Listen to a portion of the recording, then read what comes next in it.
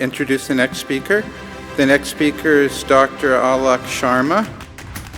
Dr. Sharma is a neurosurgeon and neuroscientist who presently is the director of NeuroGen Brain and Spine Institute at Navi Mumbai and KLS Institute of Anti-Aging, both in Navi Mumbai, India. He was professor and head of Department of Neurosurgery in the LTMG Hospital and Medical College, Mumbai from 1998 to 2023. He has published over 173 scientific publications, authored 24 books, contributed chapters to many textbooks. He has made over 200 scientific presentations at international, national, and zonal conferences and meetings, and has organized and arranged over 25 national and international conference workshops in various specialized areas of neurosurgery. He is the president of the Society of Regenerative Sciences, India, and vice president of the International Association of Neuroscience. He is pioneer of cell therapy and neurological disorders. His landmark accomplishments include the publication of the world's first scientific paper on the role of cellular therapy in autism. He has also published the world's first paper on cell therapy and intellectual disability. He has revolutionized the management of neurodevelopmental disorders with his innovation combination of cellular and integrative therapies. He has been the recipient of several international and national awards, such as the Rose of Paracelsus Award from EMA Oxford 2016, the European Award for Best Practices, Brussels 2018, the Bharat Gaurav Award, London 2019, the Newton Universal Legendary Award, Boston 2022, the Sinophil Asia International Peace Award, Manila 2023, and the Nelson Mandela Leadership Award, Oxford, UK 2023. He has set up India's first dedicated anti-aging institute in Navi Mumbai. During the COVID-19 pandemic, he did original research on the use of stem cells and ozone therapy in COVID-19, and has published 4 papers and 2 books on COVID-19. With all of that, I would like to introduce Dr. Sharma as the next speaker. Good morning, everybody. What a unique pleasure, privilege, and honor it is to be standing on the dais just after the legendary Temple Grandin spoke here. I mean, this is a privilege that I can't even describe. A lot of what she's spoken about is going to be reinforced by what I'm going to speak. Like she mentioned, different people have different skill sets and they do what they are best at. I'm a neuroscientist and a neurosurgeon. As a neuroscientist, my job is to get behind what is happening. What's the science behind what's happening? And as a neurosurgeon, I've been trained to fix it. Just like people fix motorcycles, cars and aircraft, well, my basic training is to fix what's wrong with the brain. And my whole life I've done conventional neurosurgery till I developed interest in the field of regenerative medicine. So it's a real privilege and pleasure to be here. So my talk will have 3 components. The first, I'm going to talk about the new attention on autism. And this has happened in the last 3 months. People at the highest level, both in politics and business, are now talking about autism that we had never seen or heard before. The second part of my talk will be the science. And this science is data. In the field of autism, there are, of course, several opinions, views, some of them very passionately and strongly held. But as a scientist, I'm going to present raw data. And this is data that we have studied ourselves. This is data that is published, most of it is published in peer-reviewed scientific journals, and some of it is work in progress. And the next part will be, what are the new strategies in the management of autism? So what is the new attention on autism? First, we have the President of the United States and the new, Health Secretary of the United States talking of autism. This is something we've never seen before. We've never had a president talk on autism, but President Donald Trump on 3 different occasions including the video you see, which was in the Congress, is talking about autism. And then we have the two, biggest business people from the country that Temple spoke about, also talking on autism. Our goal is to get toxins out of our environment, poisons out of our food supply, and keep our children healthy and strong. As an example, not long ago, and you can't even believe these numbers, 1 in 10,000 children had autism, 1 in 10,000, and now it's 1 in 36. There's something wrong, 1 in 36, think of that. So we're going to find out what it is. So that's the President of the United States talking in the US Congress on autism. And this is not the first time. He spoke about it in an interview on television. He spoke about it when RFK Jr. was made the health secretary. It's the third time he's talking about this. The ASD prevalence rate in 8-year-olds is now 1 in 31. Shocking. There's an extreme risk for boys. Overall, the risk for boys of getting an autism diagnosis in this country is now 1 in 20. And as high in California, which has the best data collection. So it probably also reflects the national trend, 1 in 12.5 boys. This is part of an unrelenting upward trend. The prevalence 2 years ago was 1 in 36. Since the first ADDM report in 1990, which was 1992 births, autism has increased by a factor of 4.8. That's 480%, I believe. The first ADDM survey was 22 years ago when prevalence was 1 in 150 children. In all the core states, the trend is consistently upward, and most cases now are severe. So about 25% of the kids who are diagnosed with autism are nonverbal, non-toilet trained, and have other stereotypical features, head banging, tactile and light sensitivities, stimming, toe walking. So that was the Secretary Health of the United States of America, his first press interview after he became secretary. And what did he speak about? The increasing incidence of autism. So that is now the new focus when the President of the United States and the Secretary Health are talking about autism. And now we'll see what the business people are talking about. Temple spoke about Bill Gates, and here's a short clip of the video he gave. You talked about that if you were a kid today, you would probably have a diagnosis of autism. What makes you think that? Well, the term, particularly when they say on the spectrum, that's gone from being a narrow, very narrow thing to now pretty broad. And I was very slow to develop socially. I kind of rock. I concentrate intensely.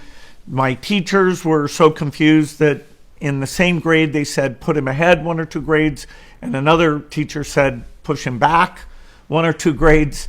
So that was a dilemma. My energy, my obsessions, fortunately, writing software being one of those, so that worked out well for me, marked me out as a very different kid in terms of my neurological style. Your ability to focus as a kid and solve problems in your head, I mean, that you write about, it became kind of a superpower. Absolutely. I wouldn't trade it despite the other limitations that it came with. So that's interesting because Bill Gates has never spoken about this before. And, recently he actually wrote that in the book, and this is his TV interview. I'm actually making history tonight as the first person with Asperger's to host SNL.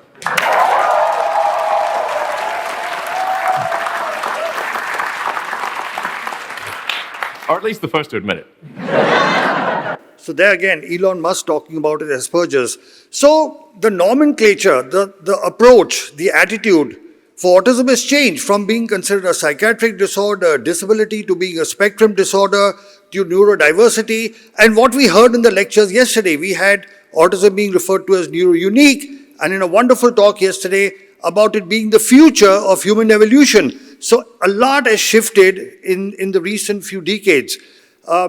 We can go back and forth on this, but there's a small movie clip from a movie called The Accountant, which I think very beautifully describes everything that summarizes all of this. He was just like our other two. He was a happy baby.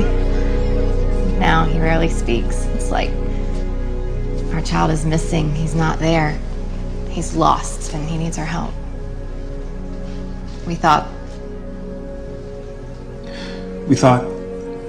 hoped that he would catch back up, but he didn't. 1 in 68 children in this country are diagnosed with a form of autism. But if you can put aside for a moment what your pediatrician and all the other NTs have said about your son. What NTs? Neurotypicals. The rest of us.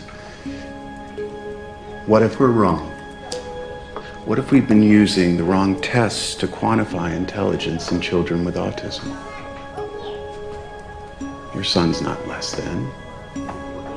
He's different.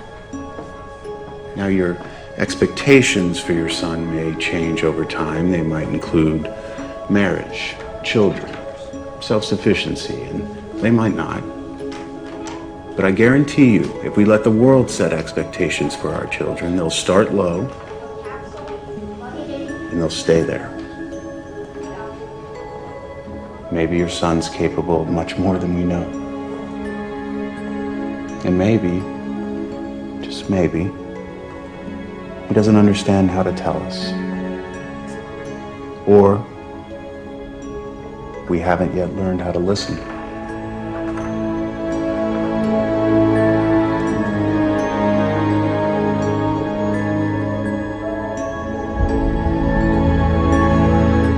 So this video in a very concise way summarizes everything that we need to understand about autism.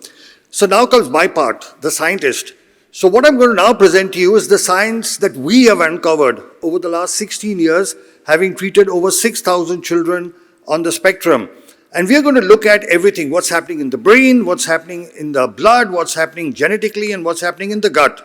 So we're going to look at the neuroimaging findings, which give us a lot of information. We're going to look at what's happening within the blood. We're going to look at the genetics as well as the gut. So the first thing is, these are 2 brain scans. On the left-hand side is something called a PET-CT scan. This is a functional scan, which shows you how the brain is functioning either normally, hypometabolic or hypermetabolic. And then there is the MRI scan. So let's look at the PET-CT scan. So we've done PET-CT scans in over 6,000 children on the spectrum, and this work is published in the World Journal of Nuclear Medicine. Everything I'm going to talk about is published in peer-reviewed scientific journals. In this paper, which for almost the very first time identifies which parts of the brain in these children are hypermetabolic and which are hypermetabolic. So we found actually that the cerebellum, which is the main processor of the brain, is called the autopilot of the brain. In every single child on the spectrum, the cerebellum is hypometabolic. The other areas are the amygdala, hippocampus, the parahippocampal gyrus, caudate nucleus, mesial temporal lobe, thalamus, and the superior and middle temporal lobe. So we found that all these areas are hypometabolic. This reinforces the fact that children and adults on the spectrum are slow processors, exactly like what Temple said, because the main processing, the CPU of the brain, is the cerebellum. And in every child on the spectrum, the cerebellum is hypometabolic. In every child, 6,000 scans we have. But there is some very interesting news as well. We've also found that there are parts of the brain that are hypermetabolic or working more. In particular, the parieto-occipital lobe or the visual spatial areas, they are hypermetabolic. So the cerebellum, which is blue in color, is hypo, working less. Green is the normal brain, and the yellow and the red is brain that's working more. This explains why kids on the spectrum are visual thinkers, because their brain, the occipital, the visual lobe, is hypermetabolic. In every single child, 6,000 kids on the spectrum, the occipital lobe is hypermetabolic. So they see differently. That's why they're visual thinkers. That's why they're able to do all the things. And in the high-functioning children, we also have the frontal lobes, which are hypermetabolic. So the shift in focus in neuroscience is earlier it was what they can't do, and now when we look at the science, we are looking at what they can do. This is today explaining what is happening with our children. It reinforces almost everything that Temple has said. But this is the science. This is the brain scans, and I'm showing you one or two. We have over 6,000 of these. So mainly the parieto-occipital lobe and these other areas. However, what we have found from our data, and this is published in our paper, the brain functioning gradually decreases over the years. This is from our published paper in the different parts. This is what our work showed us, that children on the spectrum, their SUV brain functioning is higher and then gradually decreases.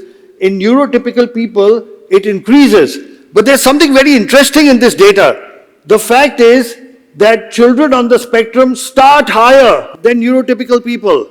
That was the most amazing finding. Their brains are functioning more earlier on. And then there is a slight decline, whereas neurotypical start lesser and then go up. When you intervene early, you are able to bridge this gap.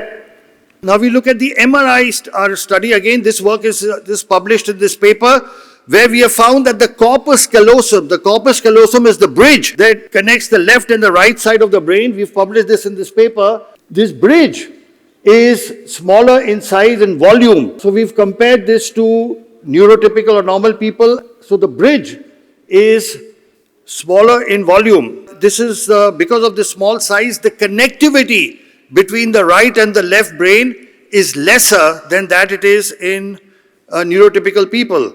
So then we have gene mutation, and what we found is there is a gene, it's called the MTHFR gene, the methyl tetrahydrofolate reductase gene. What does this gene do? It converts folic acid. This is vitamin B9. I want you to understand this because this is very important.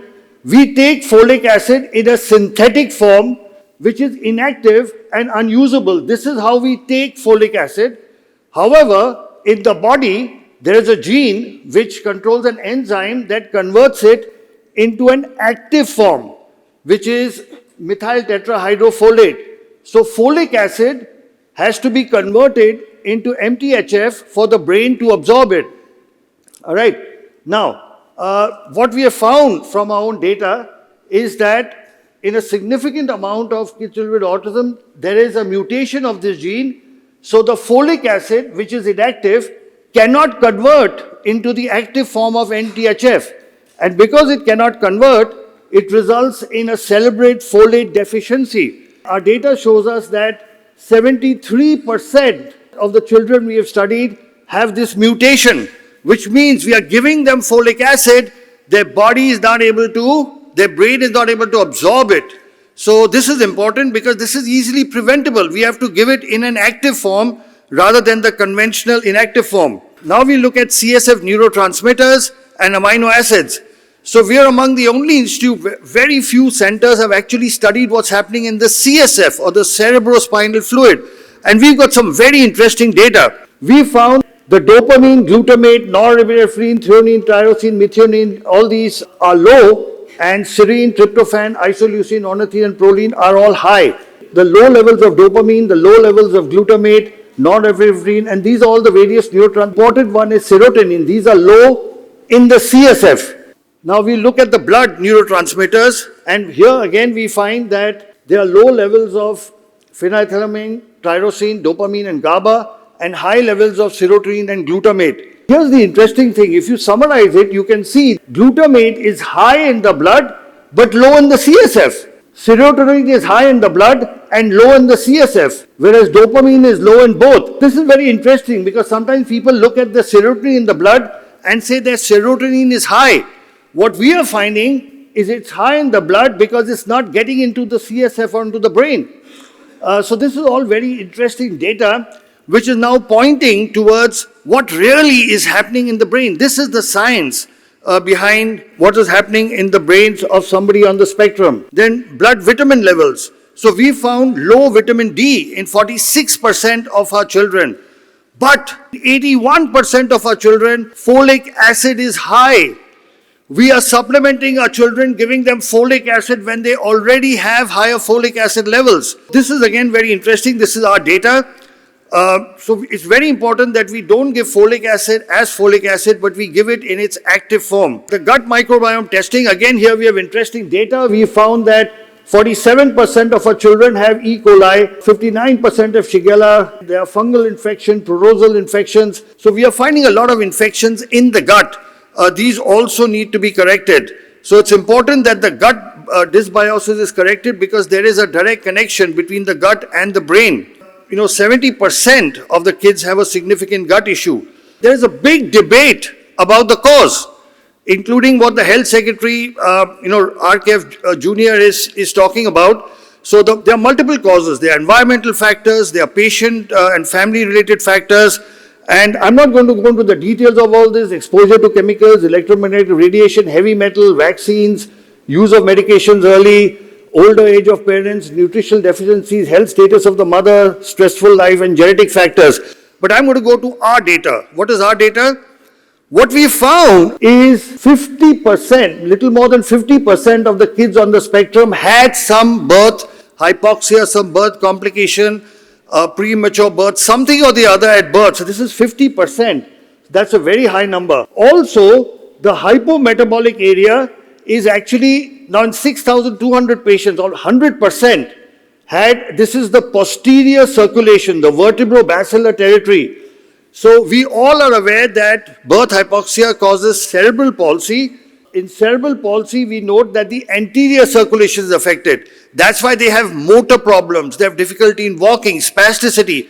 In autism, we are finding posterior circulation territory. There is vascular. So there could be a connection with the fact that 50% have this history and the area shows vascular territory. Also, our data shows that 73% of the kids have this gene mutation and 81% have high folic acid. Those who have this gene mutation cannot convert folic acid to active methylfolate, and so they have high folic acid levels. Now here's something very interesting, very interesting. In 1998, two things happened. WHO gave guidelines to suggest folic acid supplementation in a dose of 0.4 milligram per day for the first trimester for mothers. This was to prevent neural tube defects, and it did a wonderful job. I remember as a student in the 1970s, 80s, when I was a neurosurgery student, we had a very high incidence of neural tube defects. These are meningomyelocele. There's a problem in the spine. Now, correcting the folic acid has reduced that dramatically. However, something else has happened. Now, the other thing was, around the same time, in the United States, there was mandatory folic acid fortification of cereals like maize and wheat. Two things happening in 1998. All right. And then look at this. 1970, 1 in 10,000. 1995, now these are not our figures, these are US CDC figures. 1 in 1995. Suddenly, you notice a massive spurt here. Okay. After this, it just goes on and on and on and on, and now it is 1 in 31. So around this time, the folic acid supplementation of food and mothers happened. Of course, around this time, multiple other things happened. There was a greater use of mobile phones. There was, the MMR vaccine. There's so much that happened around this time, and this accounts for this increase.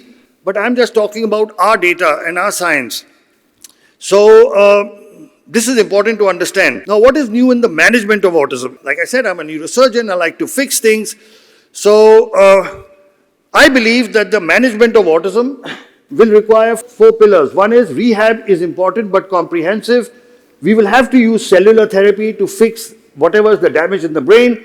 We'll need to supplement the nutrients and integrative therapies. So the old belief was, when I was a student, medical student, when I was a neurosurgery student, it was believed the central nervous system cannot regenerate. But now the thinking has changed. Some regeneration is possible through a process of repair, of cellular replacement and repair. So what exactly are cells or stem cells? The word stem cell comes from the stem of a tree. And just like the stem of a tree gives rise to branches, leaves, fruits, etc., there are some cells which can give rise to all cells of the body. So basically, cell therapy or regenerative medicine is you use healthy cells to replace the damaged cells. So this is a scan of a child with autism. The blue is the hypometabolic area.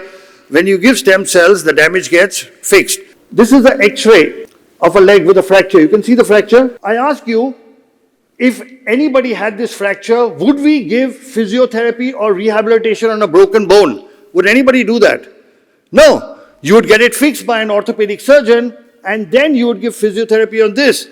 But this is exactly what we are doing with our children. Here is the brain, and we've got 6,000 scans. that show that the cerebellum and the medial temporal areas are hypometabolic. And we are giving rehabilitation on this brain that's not functioning adequately. Obviously, we won't get the results that we want, all right?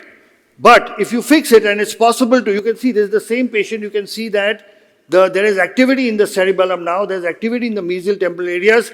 When you give rehabilitation on this, you obviously get better results. So I just like to show this. When I was in my student days, if I had to take a video, I need a video camera. For still pictures, a still camera. I need a computer type work. For music, I listen to I needed this. I had this for a telephone, for a calculator, for television, torch. And now what has happened to all of this? Somebody told me in the 1970s that one day all this will be in the palm of your hand. It would be science fiction, right? Okay, but it's happened. All of this is now in the palm of a hand. The same thing is happening in the field of medicine.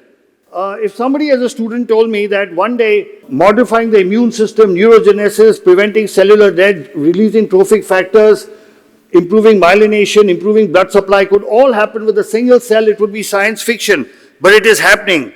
And cells or stem cells are able to do that. Now worldwide, if you see, there are over 290 publications on the use of cellular therapy in neurological disorders. You can also use them in orthopedic, wound healing, cardiac, etc. And in autism, there are 33 international papers, in cerebral palsy 44, and these are other neurological conditions. One of our Bibles or Gita or Quran in medicine is a book called Harrison's Principle of Internal Medicine, and in that there is a chapter on regenerative medicine, and it talks of many neurological conditions that can be treated. The Nobel Prize, which is the highest recognition in medicine, 3 times in a 15-year period has gone to stem cell regenerative research. 1990 to stem cells in bone marrow, which is what we use. 2007 to embryonic stem cells, and in 2020 to what are called iPSC cells. Here is one of the world's greatest scientists, Stephen Hawking. I have spent my life this is his views on stem cells. The mysteries of the cosmos. But there's another universe that fascinates me. The one hidden inside our bodies. Our own personal galaxies of cells. Today, we are on the brink of a new age in medicine. An age where we will be able to heal our bodies of any illness. All because of cells inside us, which have special powers. They are called stem cells. So one of the greatest living, he's not living anymore, who had ALS actually, and he did a 10-part TV series on stem cells. So how do stem cells work? First, they have the ability to multiply. Second, they can convert into any cell type. This is the most important thing. The same stem cell can become a nerve cell, a heart cell, or a muscle cell. They improve the blood supply and they release certain positive chemicals called growth factors, because of which they can repair, regenerate, and replace damaged tissue. This is just to show you the medical action, the paracrine effect, the anti-apoptotic effect, the neuroprotective effect. So this is the way stem cells work. They have an anti-inflammatory action. Cells are of 2 types. They could be autologous. You can take them from your own body and put it back into the own body, or they could be allogenic, where you take it from a donor. There are different types. There are cells which are embryonic stem cells. We don't use these because these are controversial.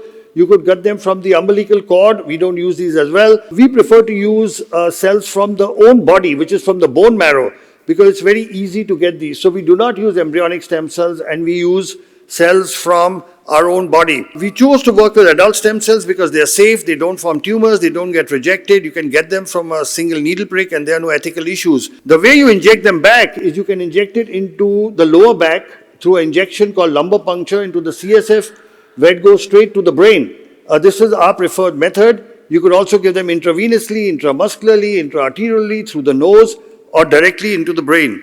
The procedure is very simple. It's a 3-step thing. We do a bone marrow aspiration from the pelvic bone. Over here, it's a 15-minute procedure. These are taken to the laboratory. The cells are separated out that we want, and through a simple needle, we inject it into the lower back. So the whole procedure has 2 needle pricks. With one we take out, and with one we inject. And we are putting the child's own cells back into the child. So there is no need for any surgery or nothing from the outside. So this is how it is done. You can see the bone marrow aspiration. We take it to the laboratory. And we separate the cells through a simple needle into the lumbar spine. The cells are injected. So just 2 needle pricks. Now, I'll present our published clinical data on cell therapy in autism. We wrote the world's first scientific paper on cell therapy in autism. The second paper came from China, the third from Italy, fourth and fifth from the United States, and then from other countries like Vietnam, Iran, etc. So this is the world's first paper. We published it in 2014. Autologous bone marrow cells, an open-label proof of concept study. It was a small study, 32 patients. We had 91% of our patients improving, and they improved in various symptoms, which is, social relationships, emotional. This is the percentage of improvements: speech, language, behavioral problems, sensory issues, hyperactivity, attention, eye contact. So this is the percentage improvement in all our patients. Next paper was published in a prestigious journal, the American Journal of Stem Cells. And here again we, presented our data. And this data was a little bigger, 254 patients. 95% of the patients improved. Again, you can see social interaction, eye contact, attention, stereotypical behavior, aggressiveness, hyperactivity, self-injurious behavior, sitting tolerance, command following speech, all of them improved to these percentages as shown above. Now here's something interesting. We found that the improvements are age dependent. So between 0 to 5 years, we had a 97% success rate. With 5 to 10, it dropped to 94, then again 94, and 15 and above, it was 91%. So the results are dependent on age. The earlier we intervene, the better results we get. An objective improvement, so here again, so this is we do a PET scan. There are 2 types of machines, a Siemens and a General Electric. These pictures are from the Siemens machine. You can see the hypometabolic area before, and 6 months later, you can see the hypometabolism is gone. For the first time, we showed the world that the hypometabolic or non-functioning areas in the children on the spectrum can be reversed. And we don't have 1 or 2 of these. Like I said, we have 6,000 with a 90% success rate. This is the same data on a GE machine. That's why they look different. Again, you can see the hypometabolic area, and you can see that it has improved. This is our next paper, which is in preprint now, and this is data from 1,111 patients. Again, here you can see similar improvement in all these symptoms. Similar kind of data. These are the scores. We have an Indian score for autism and the CAR score, and you can see the percentage improvement. I just have to run through it for want of time because otherwise I would have gone into some detail. So everything from social relationships, speech, behavior, all these improve, and these are all statistically significant. This is a pre-mean score, post-mean score, and in all parameters there's a statistical significance. In this larger paper, these are the results. Between 0 to 5, 89% improved. Between 5 to 10, 87, 84, 80. This is a larger study, but this is our data from the larger study. And again, you can see the hypometabolic areas have become functional. What I showed you was data we published. This is a worldwide review. Just I'll quickly run through it. So this is the paper that I presented, our world's first paper. We showed 91% success rate. This paper was from China. Again, here there was an 88% success rate. I'm just running through it fast. The paper from the United States, Dawson et al., 90% success rate. This paper from Kimberly in the United States, 90% success rate. This paper from Martinez in Mexico, 95% success rate. This paper from Vietnam, 93% success rate. This paper from Italy, this showed the lowest, this showed a 78% success rate. So these are published studies worldwide. And then there's something called meta-analysis or systemic review, which analyzes data from multiple papers and studies. And this is the meta-analysis done by Martinez in Mexico. This included a study of 461 patients. Their conclusion was that it is safe, it improves patients clinically regardless of cell source, and there were significant improvement on all the scales. This was another meta-analysis by Jiang Q et al., 325 patients. Again, they said it is safe and effective. So those are called meta-analysis. So that was the cell therapy part. The next part of the treatment is neuro-rehab. I won't go into the details because you all are familiar. But what I want you to know is the brain is hardware and software. Cell therapy only improves the hardware. The software comes from therapies. Without therapies, you will not see improvement. So whereas the stem cells will repair the hardware, rehab and teaching at home, we believe that the best rehabilitation happens at home. That is what will teach this brain what to do. So we all are familiar with comprehensive rehab. I won't go into details. They are the regular and new. These are the rehab facilities at our hospital. But one rehab I'd like to stress on is aquatic therapy. It's not used so often. We found amazing results with aquatic therapy. Aquatic therapy is not swimming.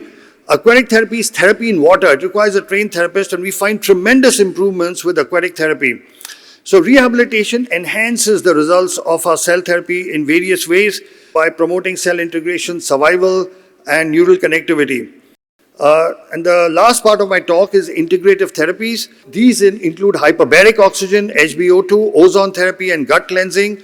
What is hyperbaric oxygen? Basically, hyperbaric oxygen is giving 100% oxygen under pressure. And these are all the benefits that are listed. This is the chamber that we have. And, the parent can go very comfortably inside. Each session lasts for about an hour. How does HbO2 work? This we need to understand. See, this, right now, all of us are breathing oxygen at 1 atmosphere pressure. 1. At 1 atmosphere pressure, so our blood has got red blood cells, white blood cells, platelets, and it's got this liquid called plasma. So right now in all of us, the oxygen we breathe is being carried only by the hemoglobin in the red blood cell. There is no oxygen in the liquid, all right? But when oxygen is given under pressure, the oxygen goes into the entire liquid. Now the entire liquid or plasma is carrying oxygen. So much more oxygen goes into the brain, and we found a tremendous improvement with this here. My friend and colleague, Titler Saxton, are you here? So we have the president of the American Association of Hyperbaric Oxygen sitting with us. Thank you. He's the one who's helped us, trained our people into hyperbaric. Thank you so much. Then there is ozone therapy. Ozone is actually, oxygen is O2, ozone is O3. It also has tremendous improvement in improving oxygenation, lowering inflammation, improving gut health, releasing growth hormones, etc. The way we give ozone is we can give it through the ear, we give it rectally, and we do ozone cupping, which helps in improvement in speech. Now what we have found is that HbO2 and ozone work together much better. So what ozone does is it enhances the cellular oxygen utilization. HbO2 enhances its delivery. So our experience is that these both work in tandem. Most places give either HbO2 or ozone. We believe giving it together has a positive effect. This is just to show you the benefits of giving both together, improving the immune system, neuroprotection, and repair. So this is the benefit of both. Next is the gut. So what we do is we do a gut microbiome test. We identify the pathogens in the gut. Then we clean the gut through rectal ozone, and then we restore the gut balance through dietary recommendations. There is an elaborate mechanism. The gut microbiome test, it's a very detailed, it's a 20-page report. It tells you what infections there is. It fungal, viral, protozoal, and then we correct that, and then using pre and postbiotics and ozone, we clean the gut. We believe this is a very important part of the management. By removing the toxins from the digestive system, there is a significant enhancement of the improvements. We also focus, of course, on diet that we're all familiar with. Gluten-free diet, foods to eat, not to eat. We're all familiar with that probiotics, prebiotics, ketogenic, gluten-free, casein-free is good. And foods to avoid, obviously, are sugars, additives, and pesticides, etc. And we all are aware of a ketogenic diet. I won't go into the details.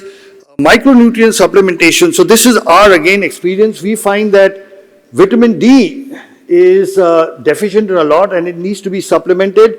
Vitamin D, by the way, is made by exposure to the sun. You all know that, right?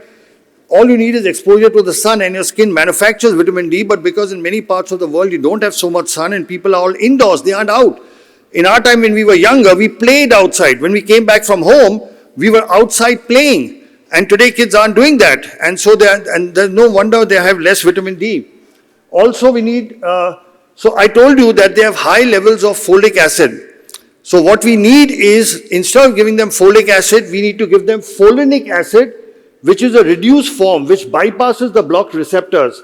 So if you give folic acid, which is the way it is available as a supplement, it leads to increased levels, but we need to give it as folinic acid, and when you give it as folinic acid, it then gets into the brain. So it's very important in which form and in what dose we give folic acid.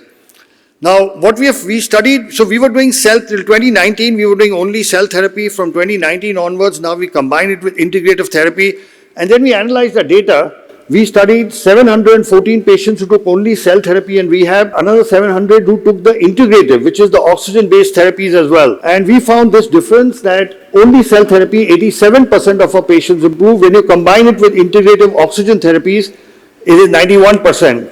And these are all the symptoms you can see in every parameter. The one cell therapy with integrative is better in all the symptoms. Also, the scores are much better. And most important is the PET CT scans. This is technical data, but this also showed that when you gave cell therapy with oxygen therapy, hyperbaric, the results were better. When we came here to NeuroGen, she was totally non-verbal. She had no speech. Immediately after the first shot of stem cell, that's when she started now having one word. Less than 2 weeks from that, he was using single words like C4. Magically the water came out from the mouth, mama came out from the mouth. Therefore, I remember the first day she called me mom, I cried because it was so emotional. Within about like 40 days, a remarkable improvement. Her eye contact is fabulous. She started sleeping on a time.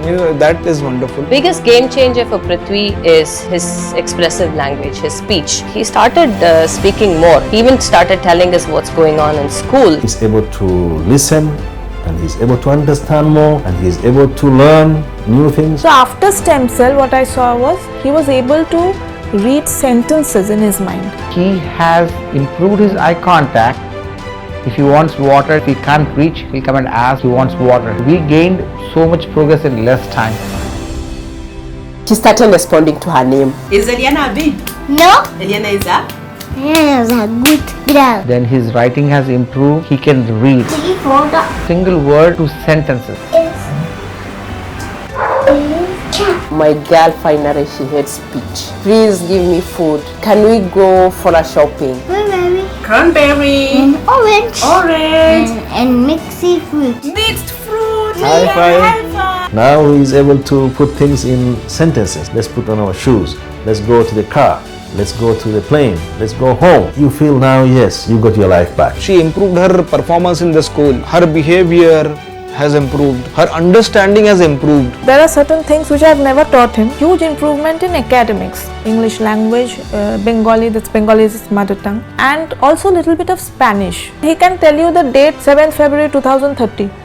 What will be the day? From special needs self-contained class into a gen ed class, he would come and say, I got 100 in math today. I was the only one who got 100 in math. My child started showing this extraordinary education skills. He can do calculations, he can do square root, cube root. I have also tried a little bit of cos theta, tan theta, which is class 9-10 level with the options, and he has also given that. The boy who was not responding, even if you call his name at the beginning, he is now, when someone walks into the room, he spontaneously, automatically says hi.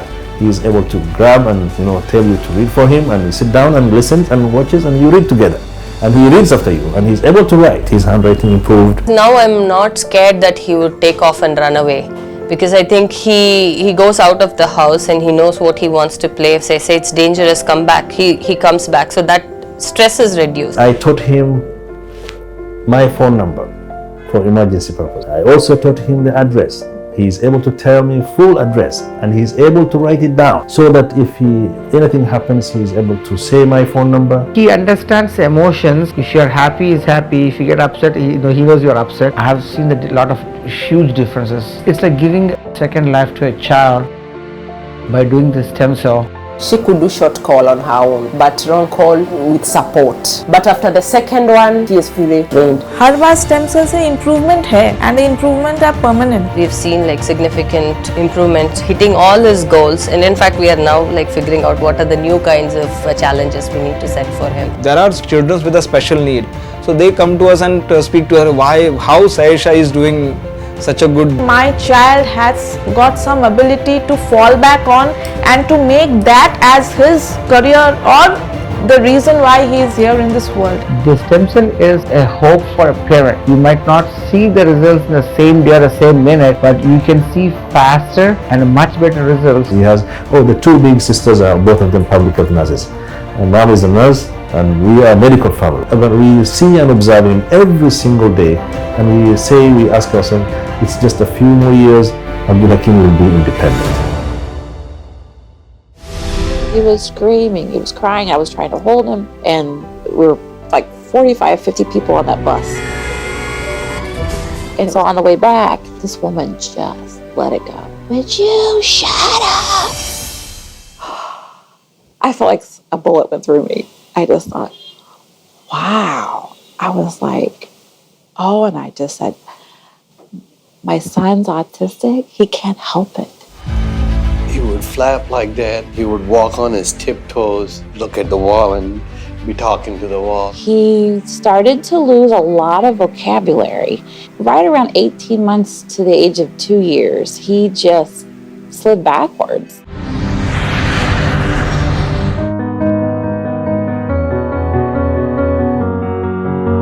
We started seeing better eye contact, definitely a difference in his engagement with us, with his siblings.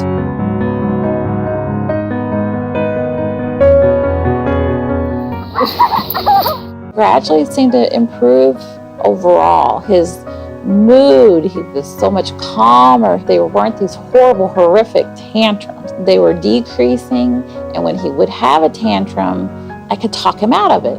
We could engage with him and we could problem solve. He was able to sit at the table with us. He was trying new and different foods, put the food in his own mouth and do it consistently. As a parent, it was very exciting. This is the first time since his stem cell that he has gone to a regular school. Ganesh has gone from the 3rd grade, 4th month reading level to a 7th grade, 1st month reading level in 5 months.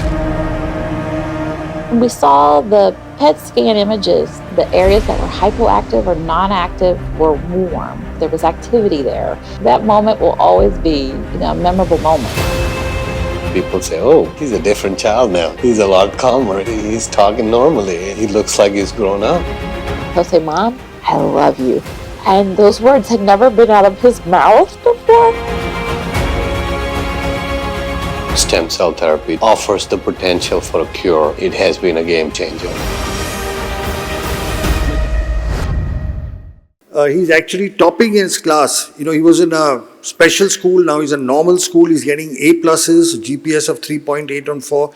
So that's the improvement. What's the scientific base of our work? All our work is published in over 100 scientific papers. You can see 16 of them on autism, 15 on cerebral palsy, 4 on intellectual disability, etc. We have 16 papers on autism. We have written chapters on textbooks, recent advances in autism. We've written a chapter, Stem Cell Therapy. This is written by us. Another chapter in a book, Cerebral Palsy. Another book, Physical Disabilities. We have published over 18 books, treated over 15,000 patients from 103 different countries, from all the 6 continents of the planet. We have 2 dedicated hospitals that do just this work. I can see I still have a couple of minutes. So I'll just run through. We treat cerebral palsy as well, where the effect of brain damage is more on the body. Here you can see the scan on the left side. The blue is the damage. On the right side, you can see after cell therapy, the improvement. This work is also published in a scientific paper, 184 patients, and you can see the improvements. We have 15 papers on cerebral palsy.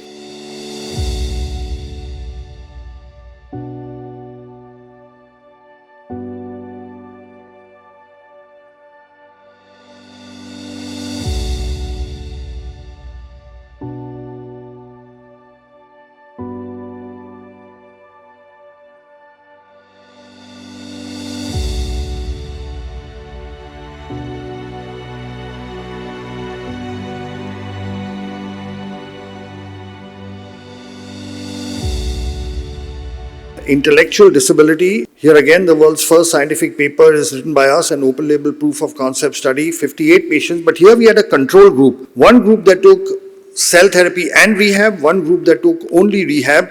And you can see the difference in the data. Those who took only rehab, for example, cognition improved in 17%. Cell therapy plus rehab, 55%. Same thing, remote memory, 12% versus 88%. So the orange is the improvement with just rehab. And in the other group, which took cell therapy and the same rehab, you can see dramatically different results in cognition, remote memory, problem solving, social inhibition, toilet training, command following eye contact, aggressiveness. The scores also, the film scores and IQ, they were also dramatically different in both. You can see it's much better in the cell therapy and rehab group.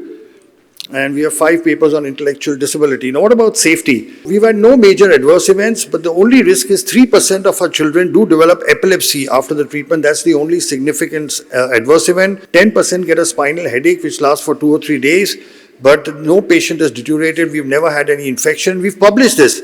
People only publish their good positive results. We've published a paper on seizures as an adverse event on cellular therapy. So we've put the adverse events out in the public domain as well. The ethical aspects of our work, all our work is done with permission from an oversight of a health ministry, CDSCO. The CDSCO is the equivalent of the US FDA, registered institutional ethics committee. So we have an IEC, here it's in America it's called the IRB, Institute Review Board, so all the work is done with that. So my conclusions are that the management of autism, I call it management, I don't call it treatment, I say we need to manage it, is multidisciplinary. We need all these things together. And neuroimaging, unfortunately that imaging is not being done. See, what I'm surprised is, it is clear that autism is a neurological problem. There's something in the brain that's not completely okay. And nobody is even looking at that all over the world. So it's important. Imagine you have a fracture of the leg and nobody does an X-ray. Or you have appendicitis or something and nobody does an ultrasound. But it's not being done. So we need to image to understand what's going on. There are newer biochemical investigations like low vitamin D is so easily correctable. If your child has high folic acid level, you can give folinic acid. So these are easily correctable. And new comprehensive multidisciplinary treatment, which we believe cell therapy, neuro rehab and integrative therapies, these are effective, they are safe. Please note it's not a cure. It needs to be combined with conventional and comprehensive rehab. It's not a standard of care, but it's a clinical option. So this is the combination we believe in. Do neuro brain imaging, do comprehensive rehab, cell therapy, oxygen-based therapies, and supplement the micronutrients. We believe the best results happen when the parents accept the child the way the child is. There's an understanding of what's happening to the child. The whole family, when they work as a unit, we get much better results. We find having the day schedule works much better for these children. Then, of course, the cell therapy, rehab, micronutrient, and integrative therapies. There's good news. We are shortly going to be starting. We've got permission from the government of the Bahamas to start this work in the Bahamas. We are starting 1st January 2026. So all our work will be available there. I'd like to end by quoting what Mahatma Gandhi said, that to believe what has not occurred in history will not occur at all is to argue disbelief in the dignity of man. And what President Theodore Roosevelt said, it's not the critic who counts, nor the man who points out how the strong man stumbles or where the doer of deeds could have done better. The credit belongs to the man who is actually in the arena, whose face is marred by dust, sweat and blood, who strives valiantly, who errs, who comes up short again and again because there is no effort without error and shortcoming, but who does actually strive to do the deeds, who knows great enthusiasm, the great devotions, who spends himself in a worthy cause, who at best knows at the end the triumph of high performance, and who at the worst, if he fails, at least fails while daring greatly. So that his place is never with those cold, timid souls who neither know victory nor defeat. My last part is the view of the Prime Minister of India and the earlier President of the United States on stem cells. I end with this. I'm very fortunate that in a book that I've written, our Honorable Prime Minister, Sri Narendra Modi ji, has written an introduction. It's a big honor to have our Prime Minister write an introduction for a book that I've written. That is the introduction, and that is me presenting with the book. And here he is talking about stem cells. तो Japan मेरे कार्यक्रम में मैंने एक कार्यक्रम क्या जोड़ा, मैं वहाँ एक नोबेल लॉरिएट साइंटिस्ट याकामाहा को मिलने गया। मैं इसलिए किया गया कि उन्होंने स्टेम सेल के अंदर जो रिसर्च की है, मैंने जितना पढ़ा था तो मेरे मन में आया था शायद इनकी एक खोज हमारे काम आ सकती है क्या है। हम गए तो वहाँ गए, उनसे चर्चा की और बेंगलोर के हमारे साइंस इंस्टीट्यूट के साथ आज उस दिशा में हमारा काम हो रहा है कि स्टेम सेल्स के द्वारा हमारे युवा साइंटिस्ट कुछ खोज करें। And the very last video that of previous President Bharat Obama. Today, with the executive order I am about to sign, we will bring the change that so many scientists and researchers, doctors and innovators, patients and loved ones have hoped for and fought for these past 8 years. We will lift the ban on federal funding for promising embryonic stem cell research. Scientists believe these tiny cells may have the potential to help us understand and possibly cure some of our most devastating diseases and conditions, to regenerate a severed spinal cord and lift someone from a wheelchair, to spur insulin production and spare a child from a lifetime of needles, to treat Parkinson's, cancer, heart disease, and others that affect millions of Americans and the people who love them. There's no finish line in the work of science. The race is always with us. The urgent work of giving substance to hope and answering those many bedside prayers, of seeking a day when words like terminal and incurable are potentially retired from our vocabulary. Thank you for your attention.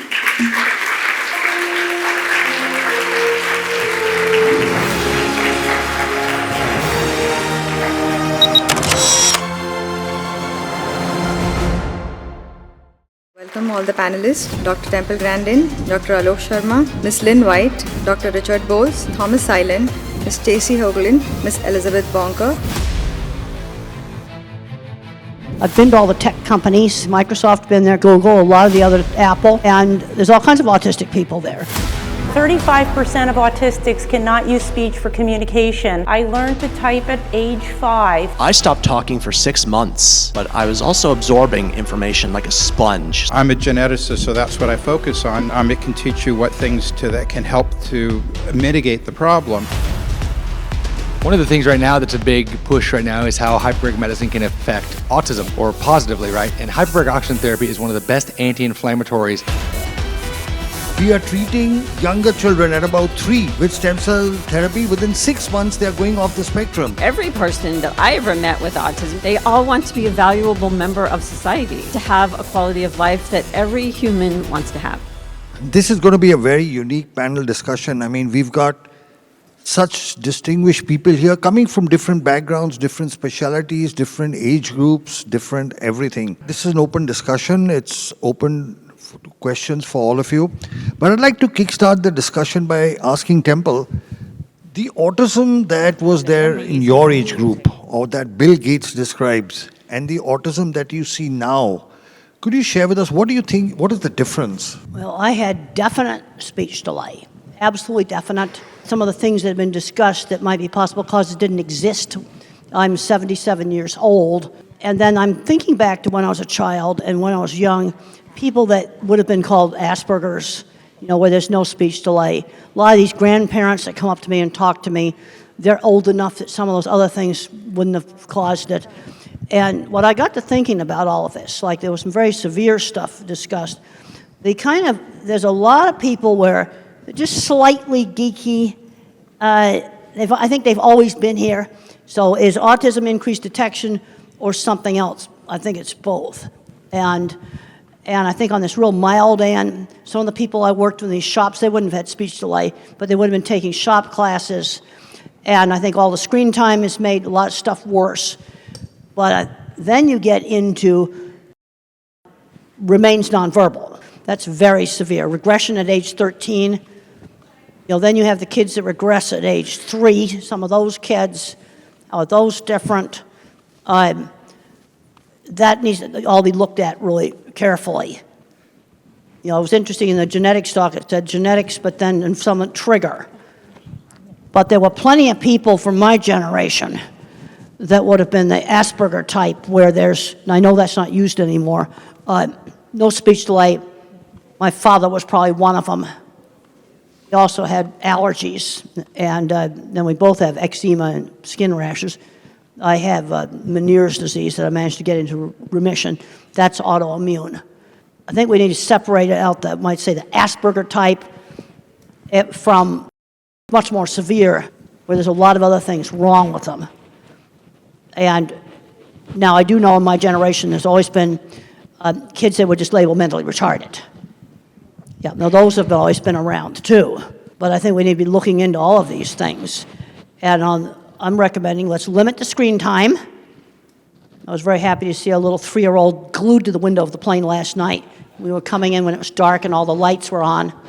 Not glued to a phone. A lot less screen time, a lot going back to some 1950s, just teaching some basic social skills, And then the ones that are slightly geeky are going to do a lot better.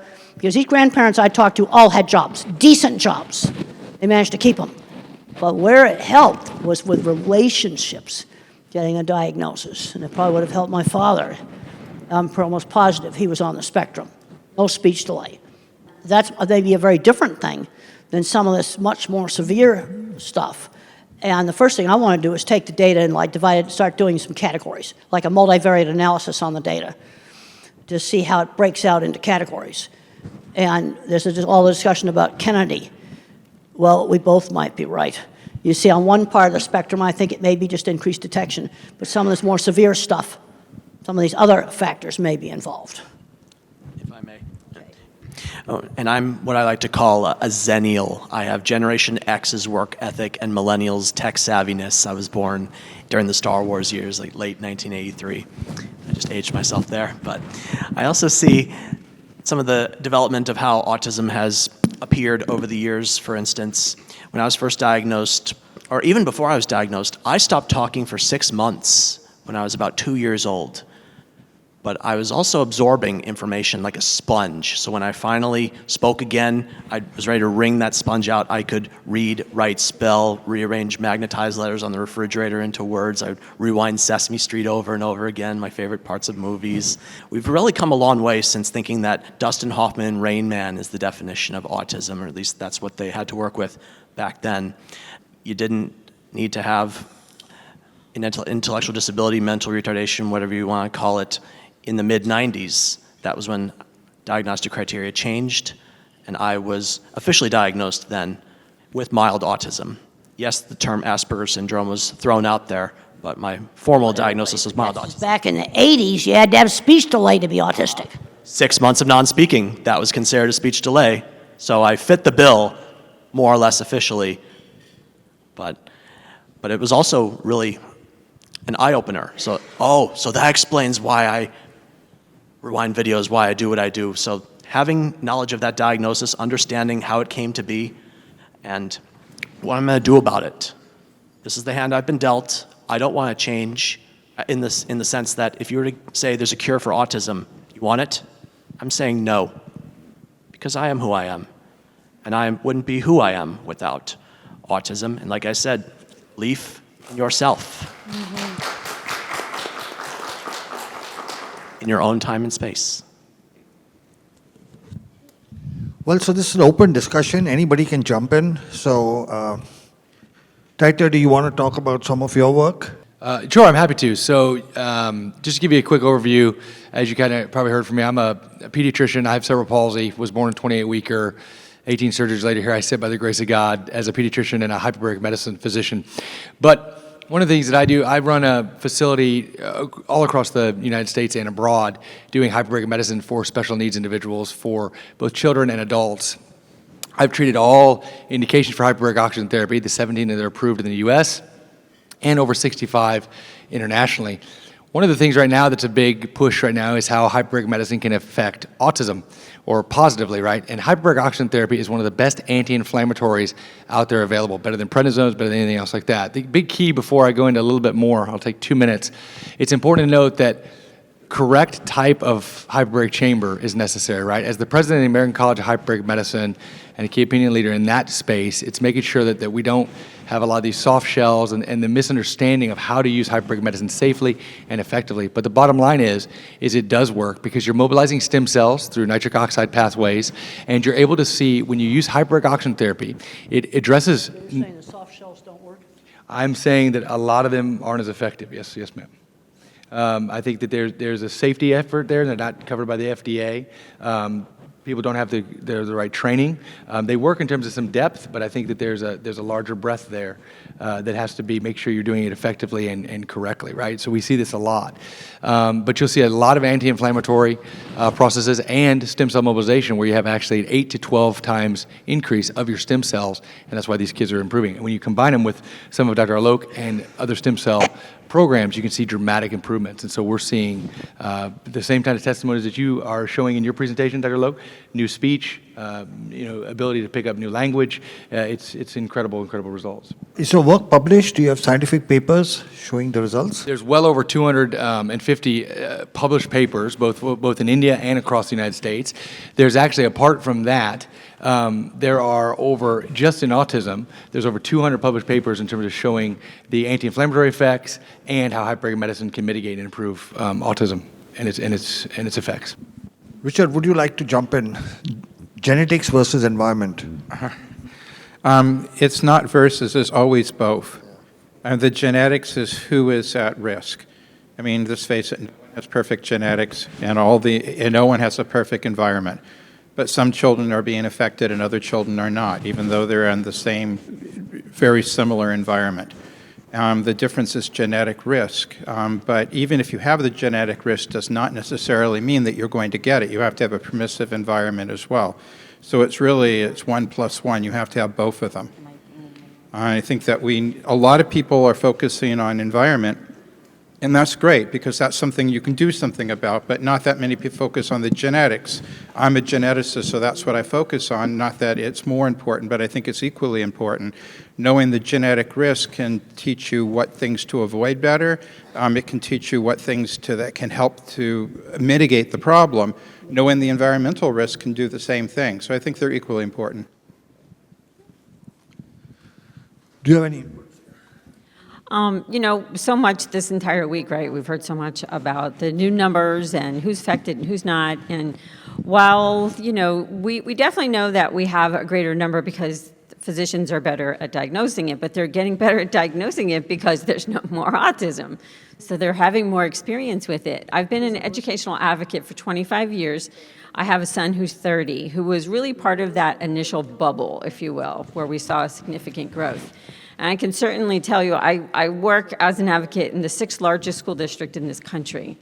And the numbers of students who are in special education programs, not the kids we would have missed before, have grown so exponentially that the systems have not kept up with the numbers. And the children who are really getting what they need, whether it is through medical intervention, educational intervention, looking at housing and opportunities for employment, they're generally the kids whose parents remain the most active. Because there are ways out there to be able to access the supports, but there's no silver platter. So it's really good that you guys are here because you're getting a bit of the silver platter here, but you really have to learn more as much as you can because, the services, even if somebody comes up with some, like where it's from, if you will, we're still going to need to advocate for treatment, for housing, for job opportunities, for better education. So the needs to advocate is not going to decrease. If anything, it could actually increase. So I just encourage you all to do that. So I think the numbers are not just like, it's not just genetics, it's not just environmental, it's not just this type of autism versus that type of autism. I think that every person that I ever met with autism, and it doesn't really matter if they were a speaker or non-speaker, they all want to be a valuable member of society. Have a job if that's what they choose, or to volunteer, but to have a quality of life that every human wants to have. Lynn, do you want to?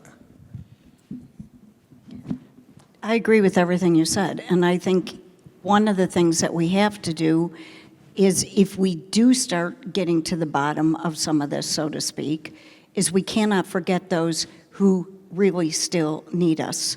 There are way too many out there that are not getting what they need.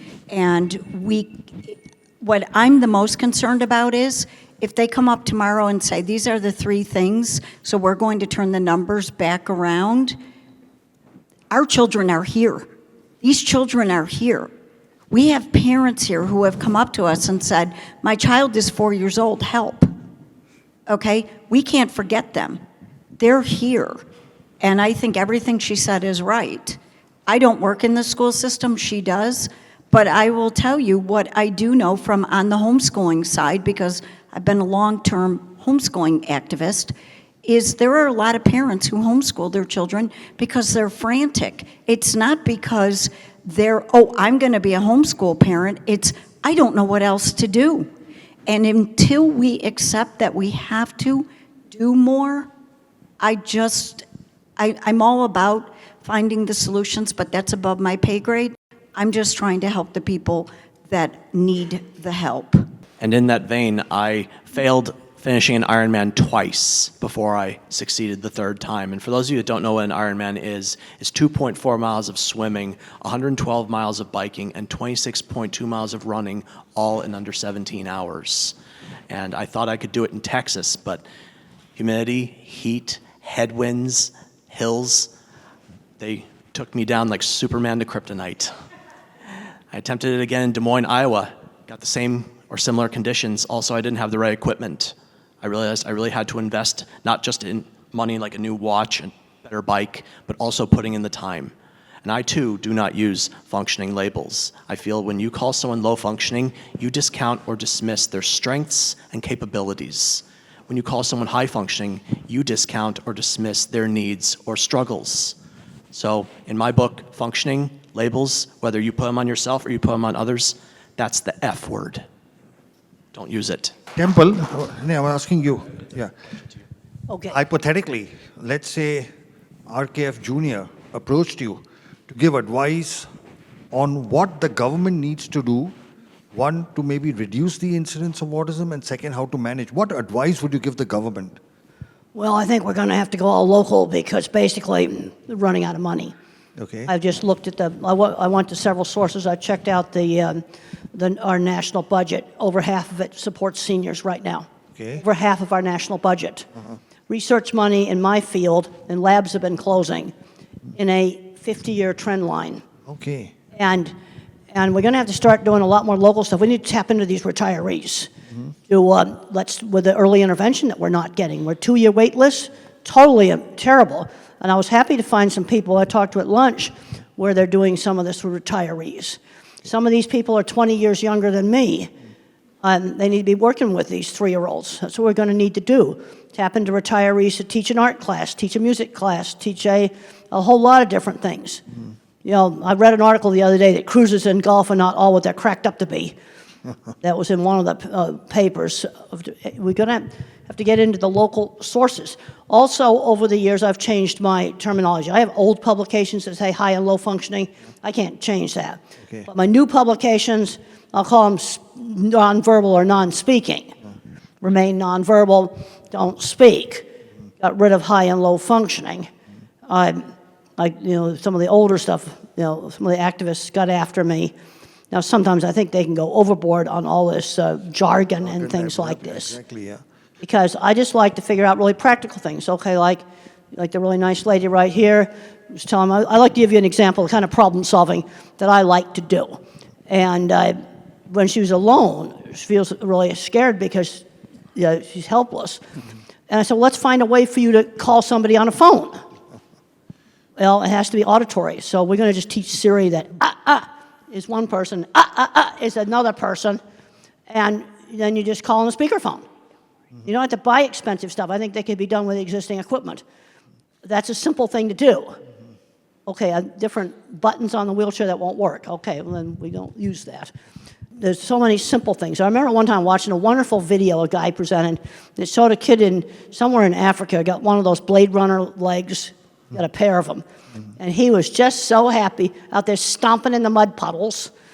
And something like that makes a lot more sense than a fancy electronic leg that's going to just break. Okay. It's also something they could probably make in local shops.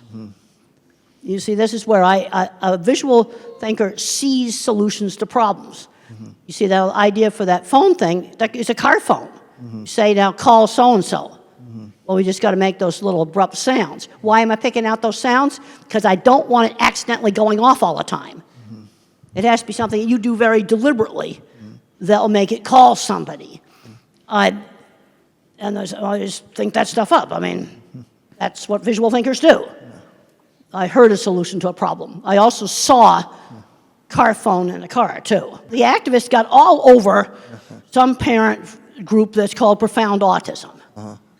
And these are the people who need 24/7 care. You know where I've seen some of the best 24/7 care for really severe?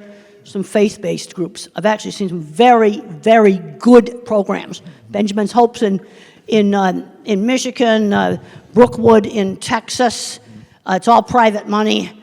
So some of the best programming I've seen for, I don't know what you want to call them, but these are the people that need 24/7 care. And they grow up into adults, and the parents can't take care of them for the rest of their lives. You know, that's just examples of some things I've seen that really worked well. We need more of that kind of stuff. So we'll touch on an important but sensitive topic. Tom spoke about his impending getting married, and you have chosen to live life by yourself. Between the two of you to discuss, because very often people on the spectrum who are older, they approach doctor and say, should we get a child married? What would be your advice? Oh, there's been some very successful marriages. And the wife runs the business. No, seriously. There's been some very successful marriages. I know 2 computer programmers that got together. That's been very successful. They're both on the spectrum. And you know what they did for their engagement dinner? You got to go to a white table restaurant. You got to have candles, because you got to set the stage for a super romantic discussion on computer data storage systems, because they are the most interesting thing in the world. And 2 chemists got together. Oh, okay. Yep, there's been, some of these you intend to have nonverbal autistic kids. Yeah, there's a place for getting married. I had one parent come to me and said, my son's doing great. He got married, bought a house, going just great. And if my book helped somebody to do that, I think that's really a good thing. No, they should get to do all the things that regular people do. Some of them have got kids. That's been successful. I'm a problem solver. And I think I figured out a way for you to get a phone that you can use. They'll call 2 or 3, maybe at least 2 numbers. Because I'd be anxious too if I was you and I was all by myself. Tom, your views? For my part, as far as marriage goes, there was a time I thought I wouldn't get married. And I was in a relationship with a woman on the autism spectrum, but it didn't work out. My parents, and they're still together. My mom and dad are still married after 45 years, but they live over 1,000 miles away from me. There was a time they offered me the opportunity to move up to where they were going. I said, I've built a life here. I'm going to stay. So actually, my parents, as much as I love them, being out of the equation actually helped me blossom. Yeah. I say we have some agreement. And Rosetta, she had to step out to check on an order of hers, but we had met in person 6 years ago at an event, kind of like this one. So we knew each other in person, face to face, stayed in touch online. During the pandemic, she moved to Virginia. That's where she hails from. I was in California. Then I was doing the Ironman in Maryland, the one I finished. And before that, I said, I'd like to meet you again. So we made arrangements after I finished the Ironman to meet, and we decided to get married, and we're getting married in September. And there are people in my life, unfortunately, that are thinking this would never happen. And now that it is, they are struck. Don't you think that woman is the most gorgeous woman out there, crown or not? And for someone with autism, and she's not on the autism spectrum, but I am able to make our relationship work. We have our struggles, as any couple does, but we believe that it's going to work out. And statistically speaking, only about 7% of people with autism ever get married. And even fewer stay married. So we have some resistance, some difficult spots, but our love matters. And I really wish she was here to hear me say that.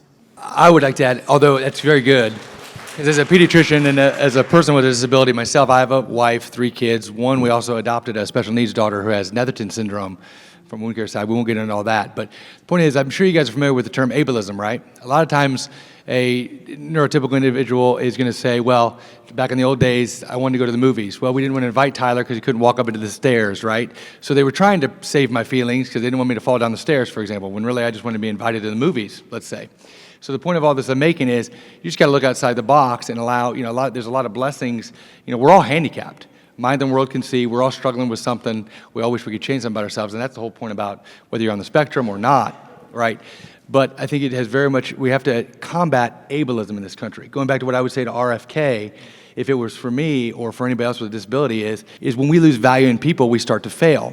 And I think that's where the slip is, even though maybe some of his comments in his mind, he was actually trying to help. I want to believe that, right? He was talking about the severe autism where they're never going to get married. I mean, I see these kids. So do you, Dr. Sharma. So do you, the occupational therapist. That's a real thing that we deal with, and these parents are looking for hope. So I don't want to say that by any means he's inherently evil, but it's a crass comment, and realizing and finding people's value and how they navigate the world. And people that are non-speaking, if they're in a job, know the difference between real work and stupid little busy work.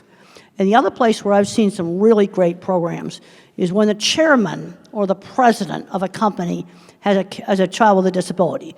I've forgotten the name of the man that did the warehouses at the Walgreens pharmacy, the distribution warehouses. He changed the computer so you didn't have to read, and the crews with the intellectual disabilities did better than the so-called regular people working in these warehouses. You see where the top does it. I went and I visited a plant in Mexico that actually had a very good program. There was a guy there that had, he said we had a boardroom meeting, and he said, well, I have Asperger's, and I now support my family. I support my sick grandmother. He was very proud of that. They put boxes together.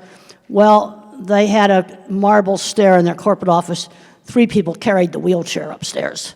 It sort of was just the attitude of doing it in the middle of Mexico. Again, an owner of a company that has a child with a severe disability makes stuff like this happen. So about 35% of autistics cannot use speech for communication. These non-speakers can learn to type. I learned to type at age 5. It's never too late to teach a non-speaker to type. With typing, we can be educated and live productive lives. Please read to your children. They understand what you are saying. You are teaching them to read. There are now thousands of typers around the world, graduating from college. You need to work on these body issues. Thank you to all the doctors. You cannot learn if you feel terrible. Regulation issues affect so many of us. We are working on getting non-speakers out of fight or flight. Communication and regulation for all. You can do this, parents. We appreciate all you do for us, even if we can't say the words. Non-speakers suffer in silence. Please use Communication for All to teach them to type free of charge. We have stencil sets to give you so you can give your child a voice, and we have them over here for after the presentation. First come, first serve, we want to give them away. C4A Academy is our program of instructional videos. You can do it. We are all human beings who want to connect. We don't want to be left alone. Take us out to museums and for walks in nature. You can learn from parents who have walked the path and autistics who live the life. Non-speakers have a motor disorder, not a cognitive one. We want to have relationships of all kinds. We are just like you. Look beyond our differences. Please believe your children have gifts for the world. The world will be a better place when all non-speakers can communicate and share their gifts. There are more than 30 million non-speakers in the world and only a few thousand typers. Please join our mission to change this. Most non-speakers are diagnosed with intellectual disability, and we have a motor disorder. Don't believe the IQ tests. We need to learn to type to show you what we know. Giving an iPad with a picture exchange system is not enough. We need 26 letters to express ourselves and be educated. Please watch the Spellers movie on YouTube. It will show you how typing changes lives from hopeless to hopeful. Profound autism conflates non-speaking with intellectual disability wrongly. Non-speaking doesn't equal non-thinking. Teach them to type. We are all interdependent. I was extremely self-injurious and have great empathy. Please don't give up hope. The right doctor can help. A virus triggered PANS, an autoimmune reaction. It is serious and needs expert treatment. Parents, keep pushing the medical science. You are the expert on your child. Find doctors that believe autism is a treatable condition.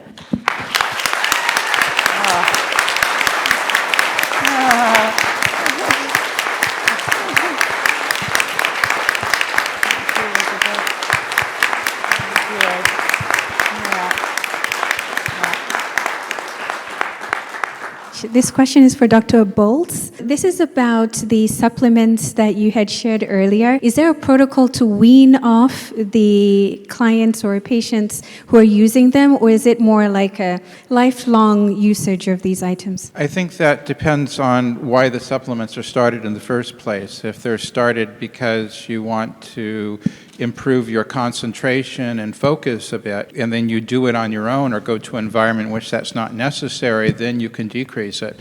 But for the most part, autism was present at conception, at least the genetic component of it, and the neurological part was present in very early life.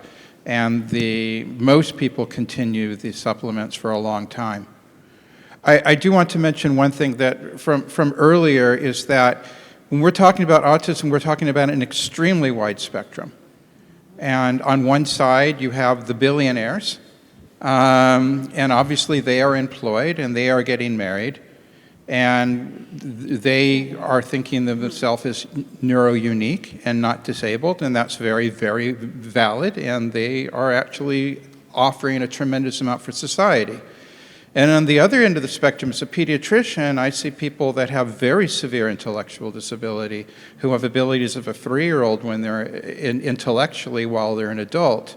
Maybe they can't even walk very well, maybe they have seizures, maybe they have serious problems as well. And those are also with autism. And those people are not going to get married and are not going to be employed. And then there's everything in between. There's a tremendous spectrum. And so it's really hard to talk about everything on the same spectrum with the same answer. I can't stress enough how much people underestimate the autism population. Yep. We are overlooked, we are undervalued, and unfortunately we believe what we are told, sometimes too much. When we're told we can't do something, we internalize it, we believe it, and we stick with that. It took a lot of me to get out of my own way and realize I don't have to listen to the haters. I'm going to do more with my life, and look where I'm going. Well, one of the things the projects that were shown in the HBO movie I did in the 70s, and I wanted to prove I wasn't stupid. That was a huge motivation for me, as a lot of people, since I couldn't do higher math, thought I was absolutely stupid and I wouldn't be able to do anything. And then I discovered these other people out there that owned machine shops, couldn't do higher math either, and were on the autism spectrum, and they had really good businesses and 20 patents. That made my day when I discovered them. How would you respond to people with autism or their family members who participate in self-isolation because of the maybe fear of judgment of going into the community, and what you would say maybe to inspire them to go into the community more and participate in the community more? Well, Mother always had me out in the community, and she had a very good sense of how she could stretch me and the things that I'd be capable of doing. Like, for example, when we went to my grandmother's house for Sunday dinner, for my exercise, I was allowed to play Beat the Elevator, and I could run up 5 flights of stairs before the elevator got there, and that kind of run the energy out of me. And the other thing they did is I only had to sit at the family table for 20 minutes. Then I could ask to be excused, but if dessert wasn't served, I didn't get any. So if I wanted dessert, I had to stay. You see, she always put some choice in there, but she had a very good sense of how much to stretch me. And she realized that big, noisy crowds were sometimes a problem, but I'm concerned that some moms just totally overprotect. They can't let go to let their kid do the most innocent things, like while you're pumping gas in the car, have the kid run in and buy some milk at the store. And I had one mom says, I don't have the guts to do that. You see, this is where the moms just can't let go at all, and they're doing everything for the child.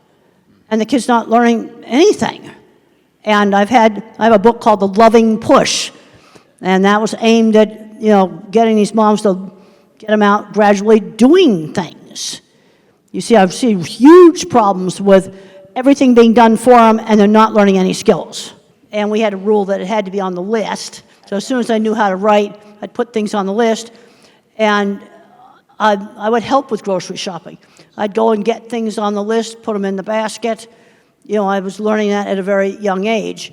Yes, and you do Walmart, for example, that's one of our big stores, when it's not so busy.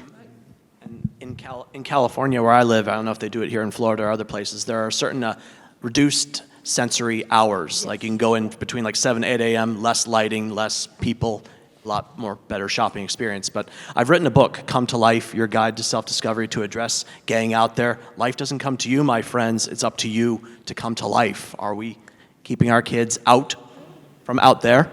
And also in addressing the naysayers, the people that might be holding us back in a sense. That's in my book, My Glass is Full.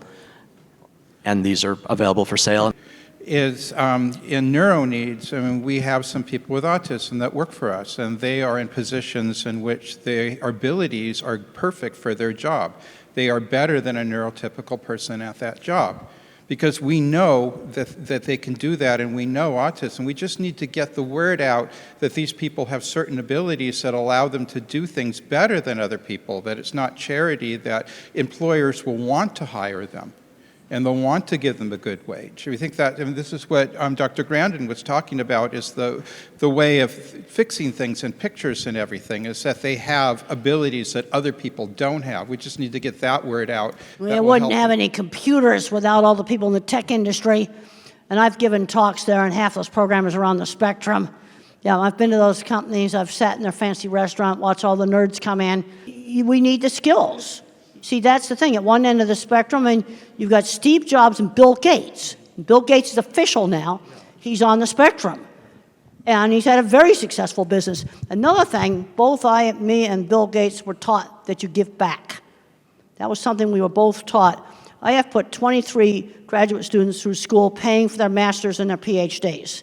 That's what I've done with the book money and speaking engagement money. And Bill Gates said you get huge amounts of money going into healthcare. We were both brought up in an era where you give back, which it's been really eye-opening for me to read his book, because so much of how we were brought up was very, very similar. Thank you so much for all of your work that you do. And I need to emphasize that profound autism is real. Work is being done right now to put it in the DSM so that we can have a specific name for the people that will require lifetime support. And as much as, of course, we want our kids to continue to grow and to thrive and to be as independent as possible, it's very important to recognize that for some people, they are not going to be independent. And the best thing that we can do is continue to support them, have trained caregivers, because one day we're not going to be here anymore, and our kids are still going to need care. And the system is very broken for them. And it's hard. Autism is not always awesome for everyone. It's hard. And, when you see kids that are beating, or adults that are beating their heads and they've lost their eyesight because they're banging their head on the wall, these are real things that they're dealing with. And so it's a big spectrum. When we adopted our kiddo that's special needs, the developmental doctor, the first thing that he told us to do was watch your movie, Dr. Grandin. And it was amazing for us. And it was very eye-opening. And the encouragement was there for him, and we are still encouraging our kiddo. But he's almost 20 years old, and he still can't use the bathroom by himself, not completely independent. He can't brush his teeth by himself. And that's a goal that he worked on the entire time that he was in school. So we have to recognize that, he's not going to get married. He's not going to be able to live the same life that my other kids can live. He's he's not going to be able to drive a car. But any improvement that he can make towards being independent, we're going to continue to push him. I mean, he's still in therapy. He just got on a horse 2 weeks ago. We were shocked about that. We never thought he would get on the horse. We thought he's going to go and brush the hair of the horse and just be there. But no, he did. And so that improvement that he made, I mean, we're thrilled, and we're going to continue to do that. But we also have to prepare him and his brothers and sisters that, you know, he's going to need care after we're gone.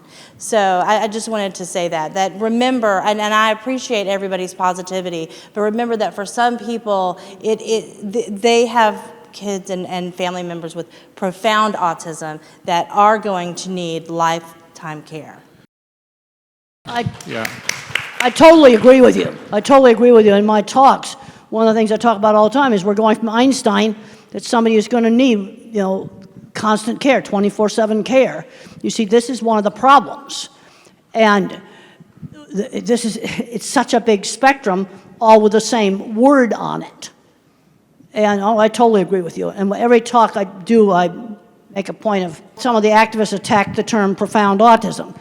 And I'm not the one who's attacking it. People that have the loudest voice are putting in the input, but the people that can't speak and their caregivers, God bless them, are tired. I mean, it's all you can do to pay the bills and take care of a person, change adult diapers, emergency room visits. Nobody wants to babysit, so you can forget like going places. It's hard. So those people are left out of the research and the statistics. And so it's important for us as the autism community as a whole to remember that 27%. Okay, now I'm very interested in the 27%. That's profound autistics. Okay, where that figure came from. Just from my experience, I'm pretty sure that's correct. I was just at the Profound Autism Summit last week in Boston, and that was the figures that they gave, and I trust But that. I've seen parents just completely stressed out. I remember one respite program they had in Texas, and the family was so stressed out, they just put the music on in their air-conditioned car and just laid there for 4 hours. That was how stressed out they were. 4 hours of respite, and this is very different than somebody like me or somebody like Bill Gates. It's a totally different thing. And then you have some that are kind of medium that may not be totally independent, but they can do a lot of life skills. It's such a big spectrum. I really believe that what we need more people that care, more people that don't have autism, that care, like teenagers and, like you said, seniors, that can help parents, that are trained, that there just needs to be more compassion in our society, and I feel like that should be a part of the message that the autism community is putting out there. Well, the other problem we got was certain advocates, the autism community, they attacked me, they've called me ableist, they called me bad things. You know, some of it, they just put so much venom out there, right, that you're not actually getting things done. One of the things that 25 years, and you gotta remember I'm 25 years in the construction industry, and I have found that it affects how I think about things. You have to build things and solve problems and not just talk about it. You gotta do stuff, you gotta get projects done, you gotta make them work. You got to not fight everybody. You don't get jobs done doing that. It is to support children like yours that I made that comment that didn't go over well. That autism is a very large spectrum. I see kids that appear to be profound. Some of them become mild autism because of the right treatment. Sometimes we find the exact gene and they get much better. Some of them become moderate autism, but some of them stay profound, even if we find the gene. Some of them we can't help today in 2025, no matter what we do. And you're right, the community is not really supporting them to the degree that perhaps that we should. And we need to consider them as well as the others. I need to just add something. You said there's no research on profound autism. Very little, like 6%. But people with no, just to let you know that we are actually doing intense research through brain scans. So we are doing PET CT scans, and we are noticing that those children and adults with profound autism have a very different type of hypometabolism in the brain. So we are able to, through brain scans, separate the mild from the moderate from the severe. And we are also able to, we can also see which parts of the brain are working more and what special skill sets they could possibly have. So today, especially in the neuroimaging world, the focus is shifting from what they cannot do, the brain that is not working properly, to what they can do. And as in all the talks, including what Temple spoke about and Tom spoke about, once we identify what is the thing that they are specially connected to, feel about, and then give them coaching in that, they do miracles. Now the treatments that we have, the treatment that Titler said, hyperbaric oxygen, our own treatment with stem cell therapy, we are able to help the people with profound autism as well, because the stem cells go and repair that part of the brain which is damaged.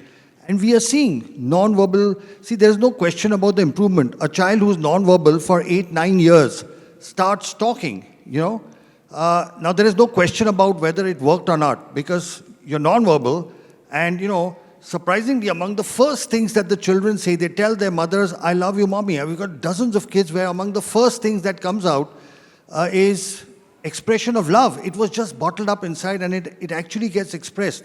Yes, there is work being done.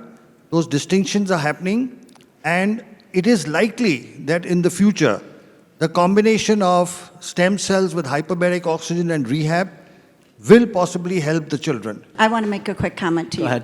One thing you didn't say in what you just talked about with profound autism, you voluntarily took that on, which is amazing. Not a lot of people would do what you did. Mm-hmm. Thank you for your contribution. So that's Rosetta. a lot. You're on, Rosetta. We are here because we're together, right? Because we love one another. We're talking about autism. These great people on this panel have different views, different point of views. Remember, we look at life different ways. Each person brings something great to the table. So let's respect every person on the panel, and everyone here is being respected. The thing I would like to point out is that I remember going to Tanzania, and Tom and I was talking with a lady there. She said the moment her son was born, her and her husband was told he would never be married, she would never have grandkids. Now, for my experiences being a nurse, I'm not a nurse and I'm a motivational speaker, but I was a nurse. So I know what it's like to change diapers. I know what it's like to take care of someone. But I also know patients that are underestimated. So it's very important, no matter what you're told about your child or your loved one, never set the bar so low that you keep it there, that you miss something great about your loved ones. I love you all. Thank you for your time. So 2 days ago, we went to our neurologist, and we were trying to understand, is there a way of defining physically in the brain autism? And she said no. She provided certain suggestions, and we felt so bad that we didn't tell her that 2 weeks before we have had stem cell treatment in India. So there's such a bad perception in the US, unfortunately. And one of the things that she said is there's no research. In our minds, like, Dr. Sharma has all the research in the world. Specifically, she pointed out to Duke University. Duke University is the one that has done the most studies in the US, but they only do stem cell treatments for kids with cancer. So my suggestion and pledge, Dr. Sharma, how can we let the world about your research? And I know you have it. You are open to give it to anyone who wants that. What can we do, us here, to help the world know about the success of your treatment? Whether it's leaders, politicians, regulators, they finally listen to people. You're the real voice. You are what is real. All of us, some of us, have professions, some of us have a conflict of interest, some of us have particular preferences or beliefs, but parents have one and only one thing in their mind, the well-being of their children. Is there anything else that you can even think of? Nothing. So your voice is the voice that will be heard. And when you speak it loud enough and repeat it enough, there will be a change. Change comes about when people like you speak out. Because, we believe our own clinical experience is showing us that when we are treating younger children at about 3 with stem cell therapy, within 6 months they are going off the spectrum. The older the child, the longer it takes. And it is my hope and dream that one day this becomes a standard of care. The moment it is diagnosed, especially kids who are profound, will need it. There are children who will not need it. There are a whole lot of children who are mild, who adapt and who get along with life very well. But not everyone. There will be what she's talking about, the profound kids who need help. There's something called a hole in the heart. Kids with Down syndrome have a hole in the heart. If you have a hole in the heart, you fix it. The cardiac surgeon will go and do something and fix it.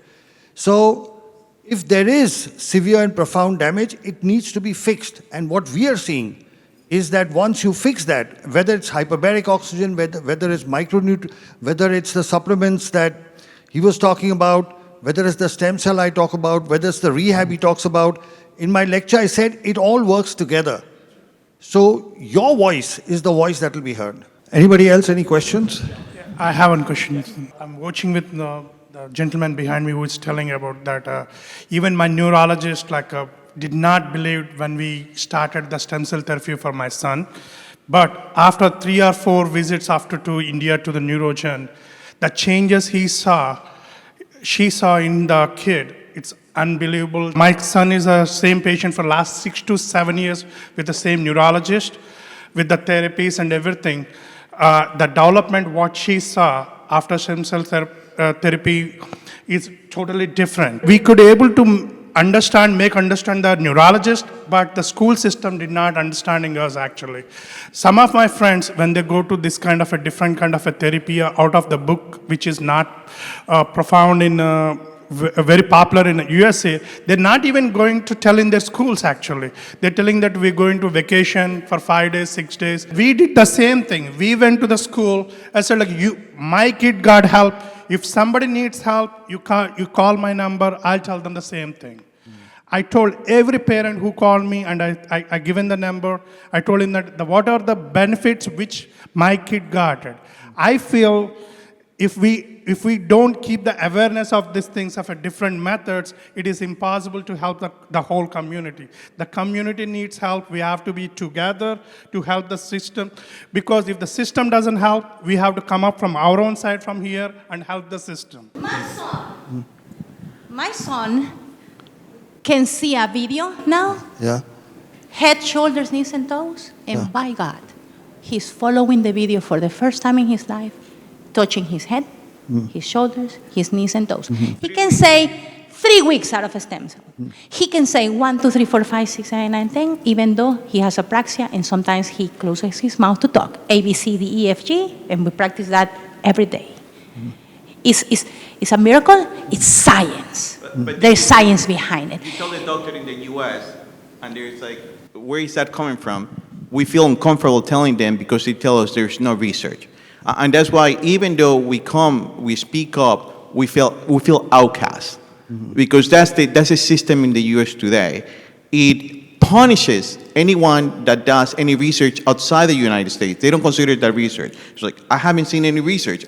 Neurologist practicing over 20 years. His pediatrician who didn't believe started believing after he saw the improvements. Go back and say, this is the improvements. Your child was not talking. He's talking within 3 weeks of the stem cell therapy. There is no rocket science to it. A child not talking starts saying ABC till Z after 3 weeks. That's a positive sign. Let the world know it. Speak up for it, and then slowly things will change.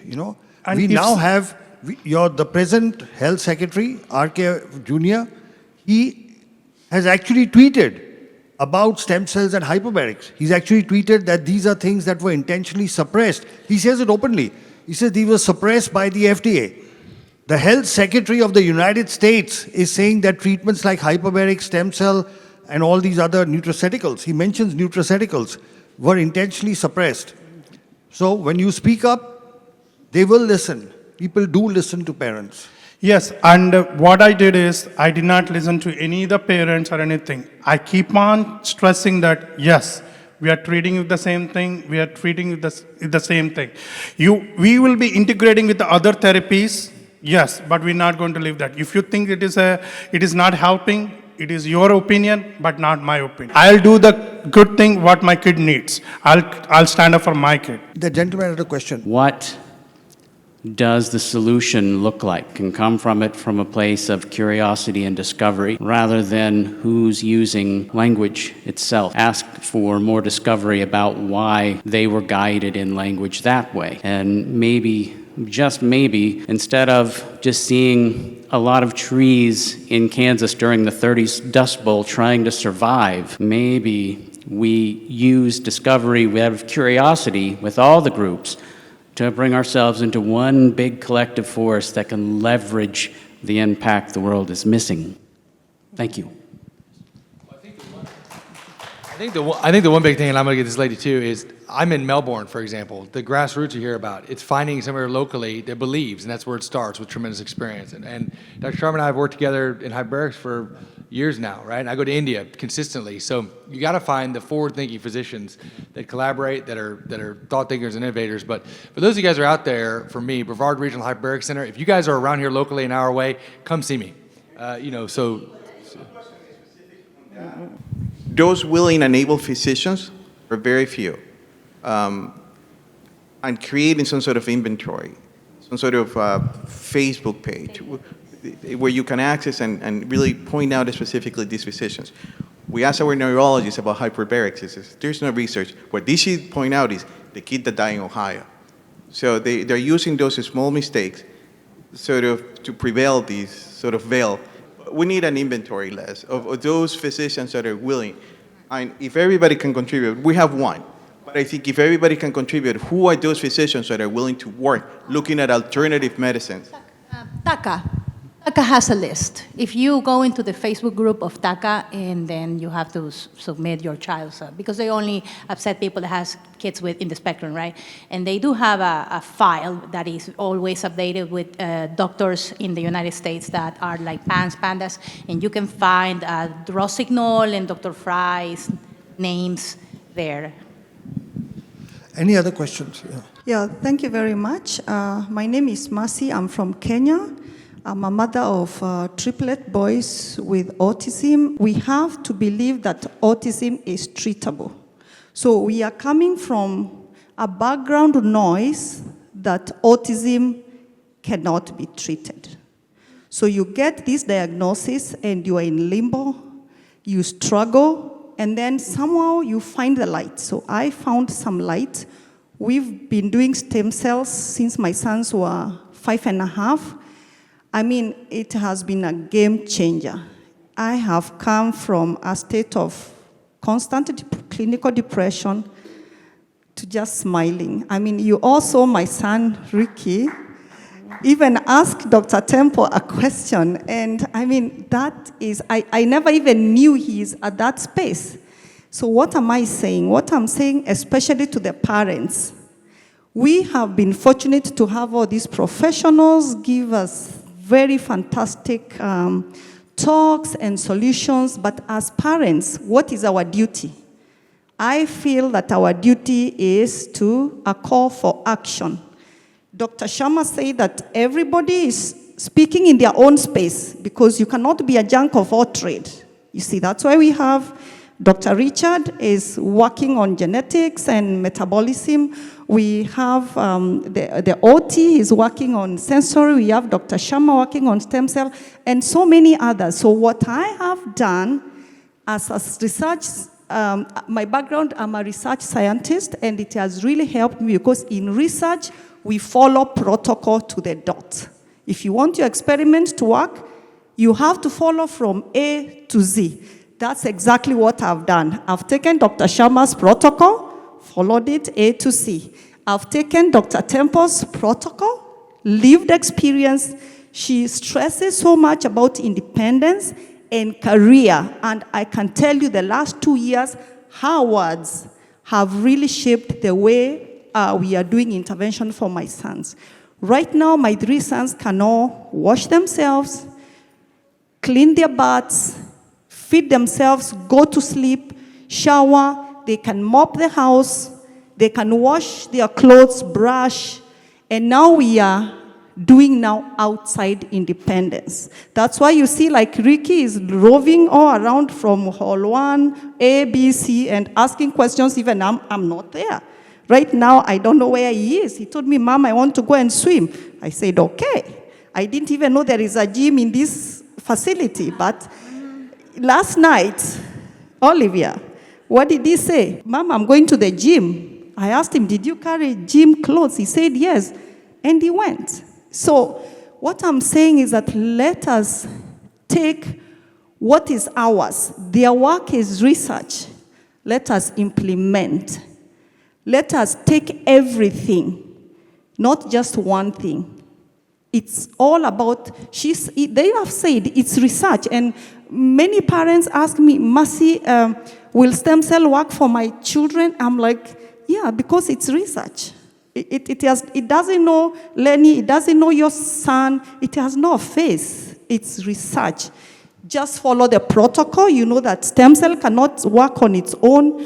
Work on the diet, metabolism, work on multidisciplinary neurorehabilitation, and definitely be patient. For us, it's been a journey of 8 years. Those who were in Sylvie's talk yesterday morning, they saw my son riding a bicycle, participating in a charity event to raise funds for a school of special needs, and he was actually riding in a crowded highway. I mean, I saw that and I'm still smitten, I'm still overwhelmed. So please, parents, let's take our mat and walk.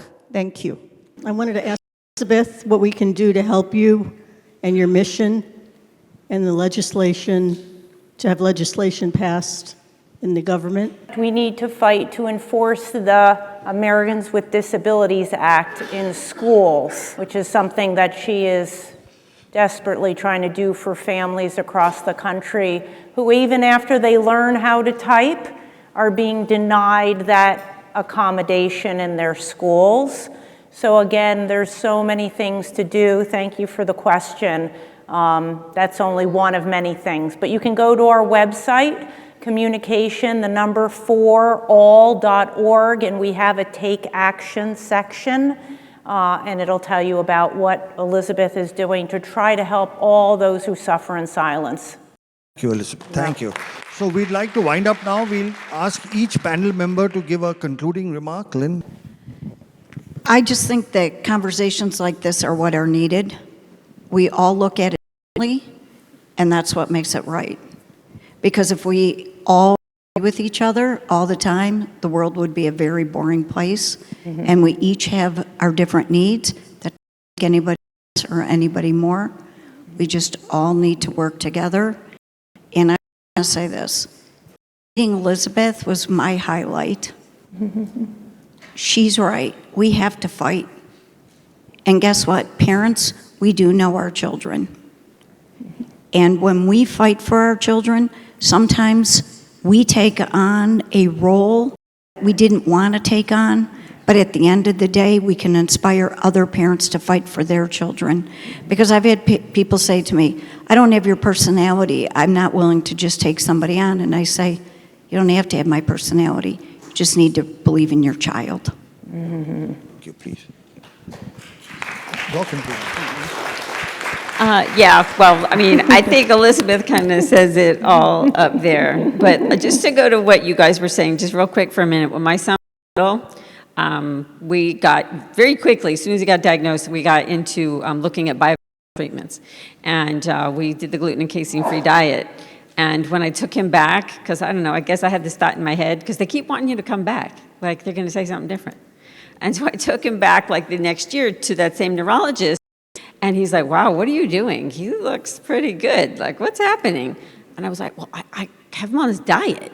And he's making all this tremendous progress. The doctor said to me, the neurologist, it was a neurologist, a pediatric neurologist. He said, shooting darts in the dark. And I said, hand me the dart.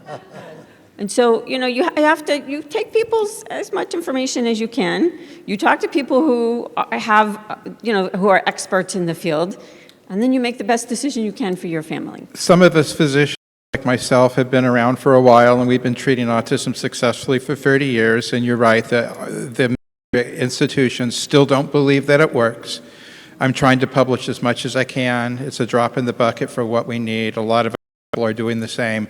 The parents need to fight. Hopefully we have an administration now that is listening. At least now they are. Maybe they'll make a difference. With autism increasing so incredibly rapidly, this is going to become a societal suicide mission if we don't immediately get off the tracks and do something about it now and take care of all the kids along the way. Thank you. No one tells your story better than you do. And too many of us are struggling to tell it. But when you find your voice and use it, that's when your life transforms for the better and other people's lives transform for the better. So go out there and do what needs to be done. Some of us have more work to do than others. We have come a long way, but we have a very long way to go. And I'm not much of a gardener, but I think every one of us is like a flower, and we might bloom later in life. Certain circumstances promote or stop our growth. Find the place where you can not only survive, but thrive. That's why I finished my first in Maryland. No heat, no humidity, no headwinds, no hills. I did it. You can find the place you can survive and thrive too. Go get it. Final thoughts? Well, yeah, working on more and more independence. I definitely believe in that. Unfortunately, I'm seeing too many young adults that have become recluses in their room. That's something I was never allowed to do. You know, they were always getting me out doing things, but there was always choices. For example, when I was afraid to go to my aunt's ranch, which involved getting on an airplane and flying from New York to Arizona, there was a choice, 1 week or all summer. Not going wasn't a choice. You give some choices. It's like I talked about the kid that wouldn't put the phone in the x-ray machine. He can leave the phone at home or put it in the dog dish or put it in his backpack.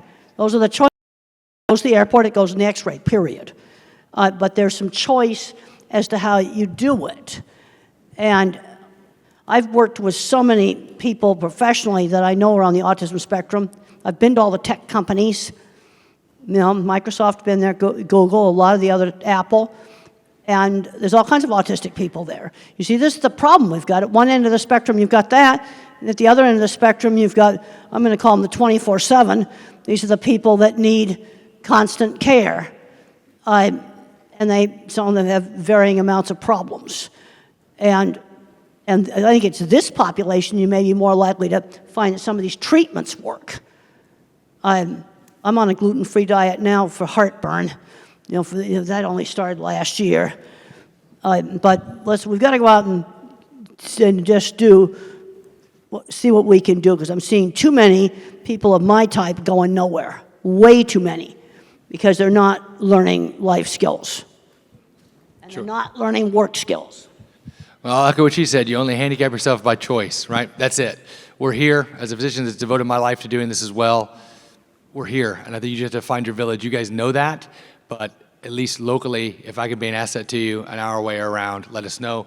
And you're looking at a panel that believes the same thing. It's not pseudoscience. It is grounded in science. We're just forward way thinking and combining it all. As Dr. Sharma said, it's a multifactorial approach. And when you do that, combining all these different modalities, you can see dramatic miracles in your kids' lives. And every study that you look at with hyperbaric oxygen therapy, stem cells, no matter what, just like in my own life, it all showed improvement in quality of life. And is that now all we're all looking for? That's exactly it. So find your doctors, find the people that believe in you, and go get it. So thank you. I'd like to thank all of you for being a wonderful audience. We want you to know that as parents of children on the spectrum, you, for those of us professionals here, are our inspiration, our motivation. You are the wind below our wings that keeps us doing what we are doing, because very often the work we do is in the face of stiff opposition and resistance. But what you need to know is all of us in our own way, okay, whatever aspect of medicine we practice, rehabilitation we practice, will continue to do the best that we can to ensure that all whether they are children or adults on the spectrum, are able to be the best of what they are. We are able to bring out the best potential within them. The work that we are doing with stem cells, and we've treated over 6,000 children with autism, a total of 15,000 patients, including cerebral palsy. We have over 100 publications. So the research is there, It's just a matter of time as more and more, like your children start improving and start speaking, as more and more people get to know, this will be available everywhere. The truth, real science, real treatments cannot be hidden and suppressed forever. It will come out.